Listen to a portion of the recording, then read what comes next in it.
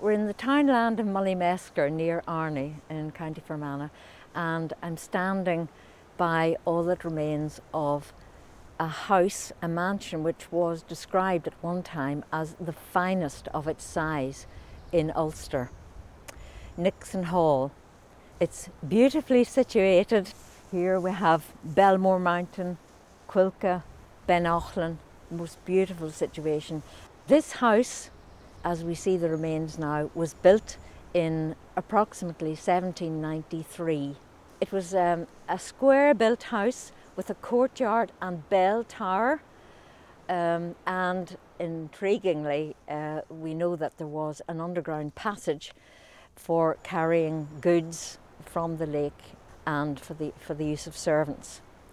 The man who built the house was just 4 generations from a family of border reivers who had come from the borderlands of Scotland, the Nixons, part of the riding clans, and because things got too hot for them, many of them were sent over to Ulster. So the Nixons somehow found themselves on the right side of history, shall we say, and they prospered.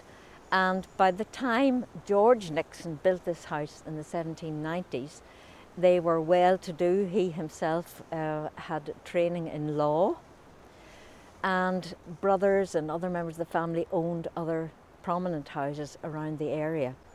The extraordinary thing is, whenever we look into the history of the house, however grand it was, it only stood for approximately 50 years. George and his family, George, who built the house, George Nixon, his eldest son died as a youth, and he seemed to lose heart, and he let go the lease of the place and leased it to a man, Fawcett, who kept it for about 7 years. We don't know if he even lived here. Then it was leased by a James Denham, a Dr. James Denham, who was a County Down man. He came and brought his wife and family, and they transformed the place. It was very much part of the movement of the picturesque and creating a beautiful landscape. So they transformed the landscape to make it beautiful. They did a lot of planting, they had picturesque walks, and they had a very busy social life here. They held parties and balls and would have had picnics in the garden. However, they too seemed to be struck by bad luck. Some people feel that it was because of the stones being brought from Cleenish Island. There was this bad feeling about bad luck surrounding the place. Stones taken from